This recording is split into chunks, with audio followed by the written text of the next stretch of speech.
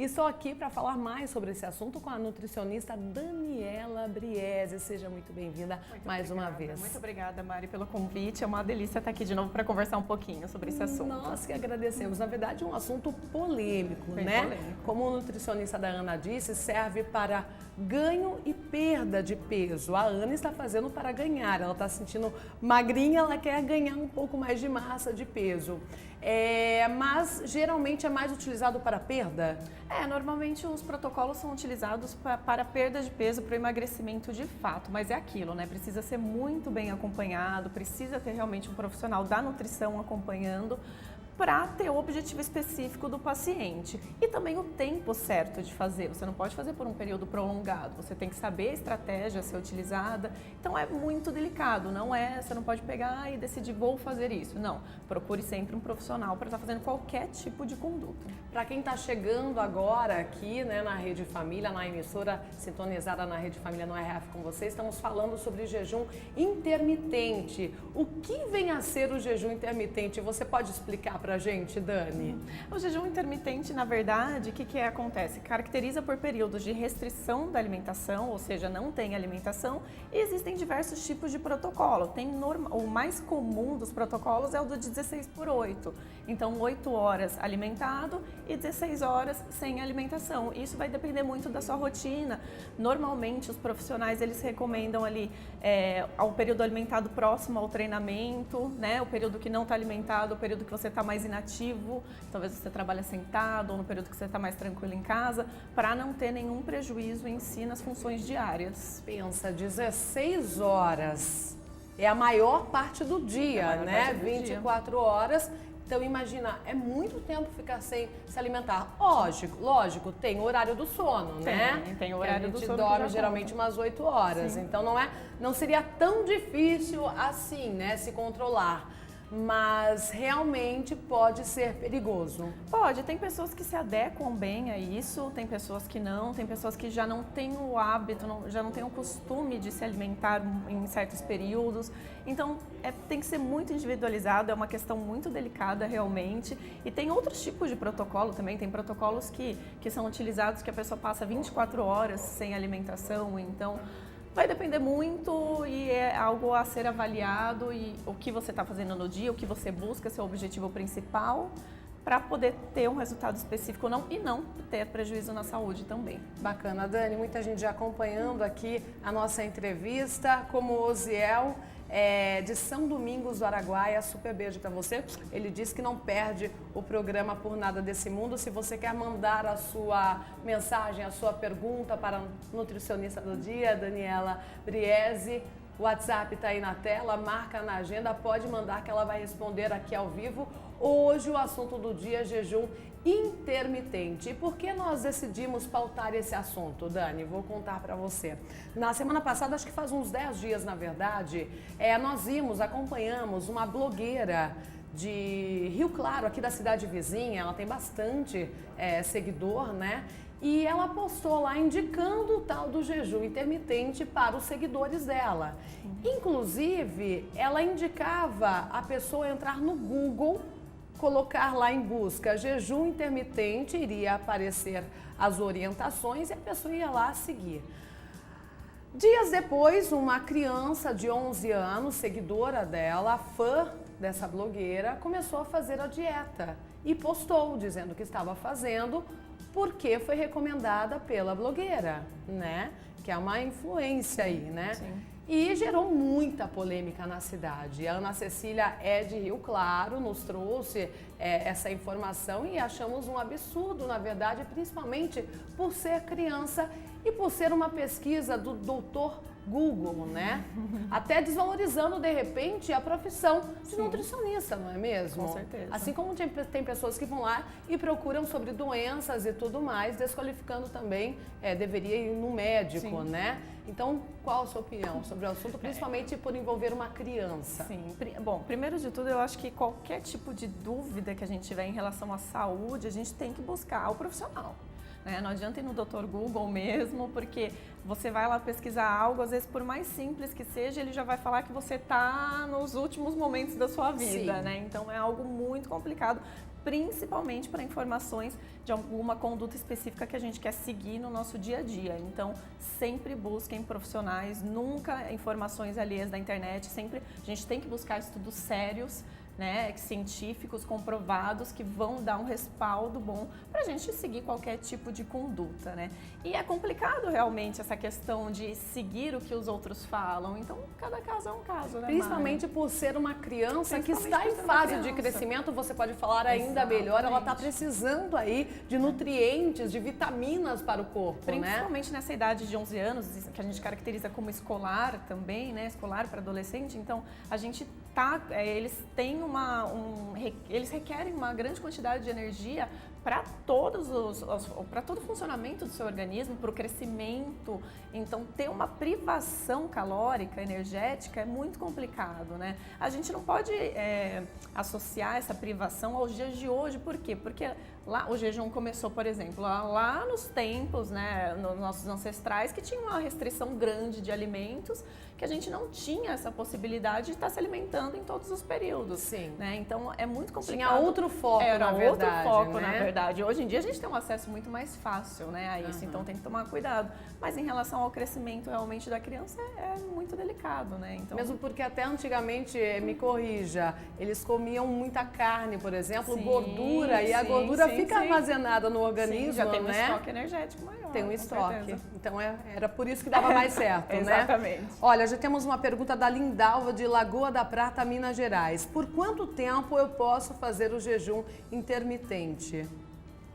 Eu acho que daí realmente vai depender do que o seu profissional te orientar, tá? Ao meu ver, como profissional, eu normalmente não tenho essa conduta com meus pacientes sabem disso, mas eu acho que teria que ser realmente bem analisada a sua rotina, como que tá, seu período mais ativo de exercícios de treinamento, para poder estar estabelecendo um prazo. Então é muito difícil dizer em dias como você poderia estar fazendo, mas é algo que teria que ver diretamente com um profissional mesmo para avaliar todo o seu caso. Ok, tem uma nutricionista, uma telespectadora aqui dizendo que ela faz musculação, pratica arte marcial e a alimentação dela é com verduras, frutas e peito de frango. Ela está fazendo, na verdade, um comentário. Ela deveria incluir também um carboidrato, você acha, Dani? Já que ela faz tanta atividade física assim. Eu acho que nos períodos que ela está mais ativa realmente do exercício pré-pós-treino, seria interessante manter esse carboidrato até para ter o estímulo do ganho de massa muscular, porque ele é muito importante. Para você ter o ganho de massa muscular,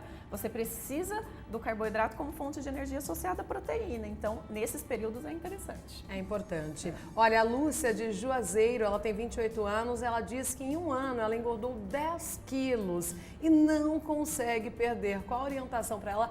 Qual o ponto inicial para ela conseguir perder aí os 10 quilos que ela ganhou? Eu acho que o ponto inicial é você realmente começar uma reeducação, né? Começar do zero ali, sem privações, sem restrições alimentares, saber o que comer na hora que você deve comer, a quantidade, né? Ter a sua rotina ativa, mas começar ali realmente do começo, né? Falando português, claro. Ter determinação ter a primeiro, determinação, né? E ter a vontade de mudar, porque a gente sabe que não é fácil esse processo, mas ele é prazeroso quando a gente olha lá na frente, né?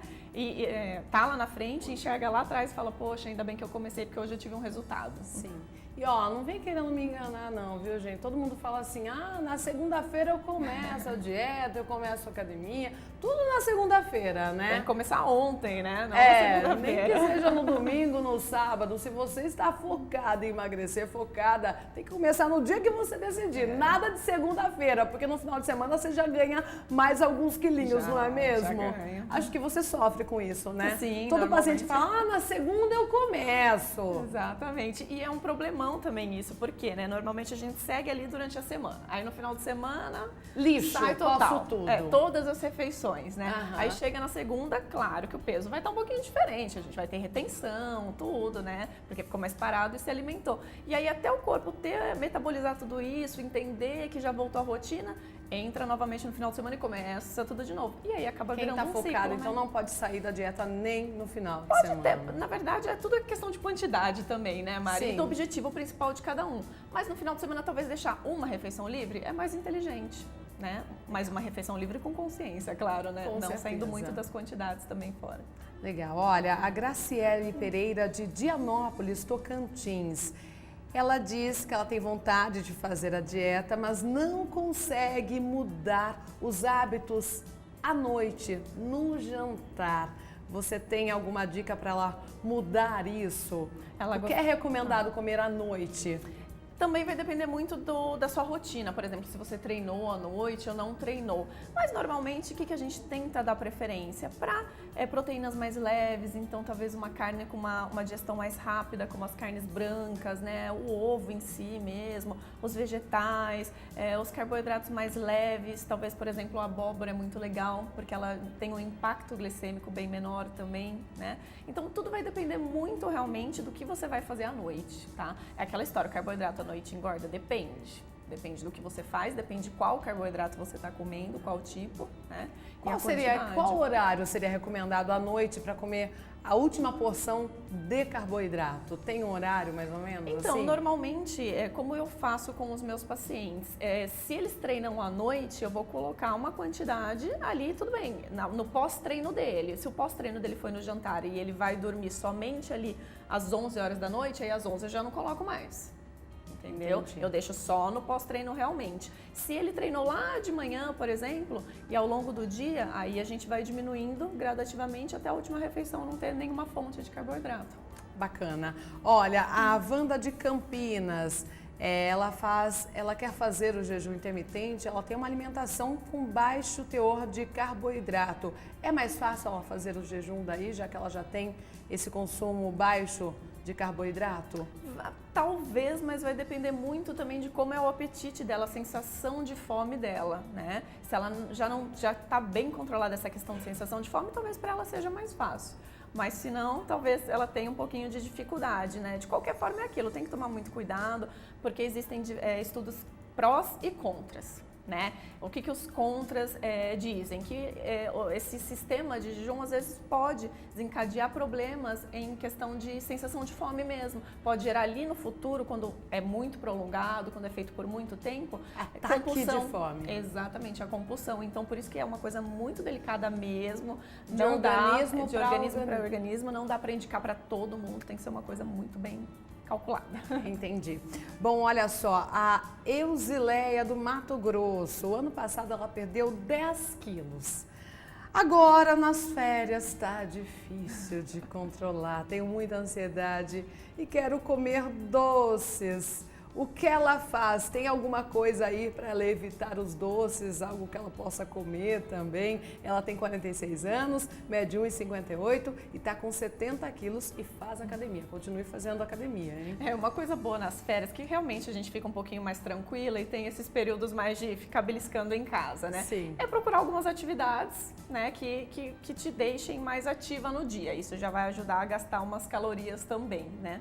E outra coisa também é talvez procurar alimentos que lembrem mais o doce, né? Então esses outros alimentos, hoje em dia tem tantas receitinhas bacanas que dá pra gente estar fazendo sem o açúcar em si, mas que lembra muito o açúcar, né? E também uma coisa importantíssima dessa questão de doce é ela avaliar se as refeições ao longo do dia estão sendo bem feitas, porque às vezes quando a gente tem muito essa vontade de um doce, alguma coisa período de compulsão mesmo que a gente diz, alguma refeição está mal feita, porque o corpo está querendo compensar de alguma forma.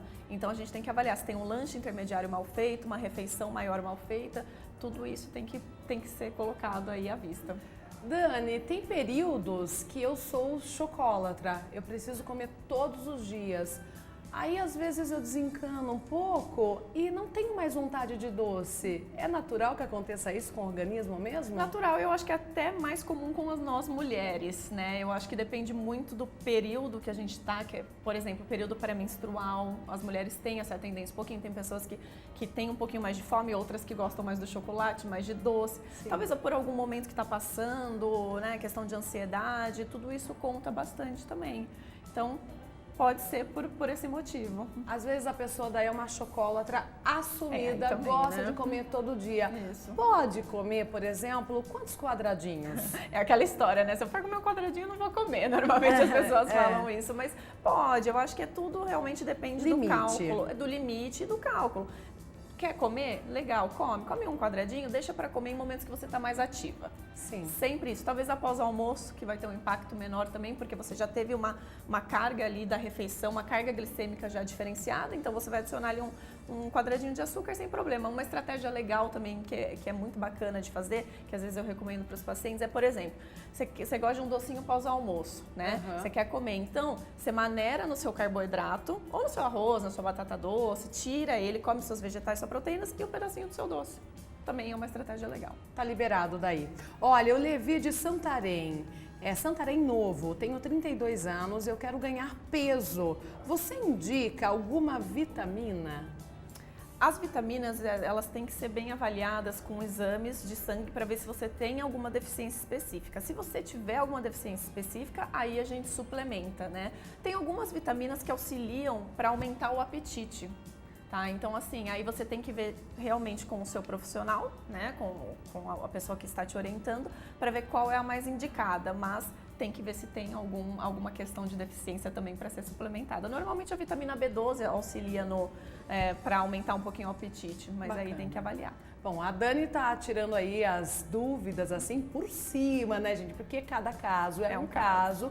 E você que mandou a pergunta, marque um nutricionista. É até mais fácil, não é mesmo, Dani? Com certeza, porque você já pode tirar todas as dúvidas e pode ser orientada da melhor forma. Sim.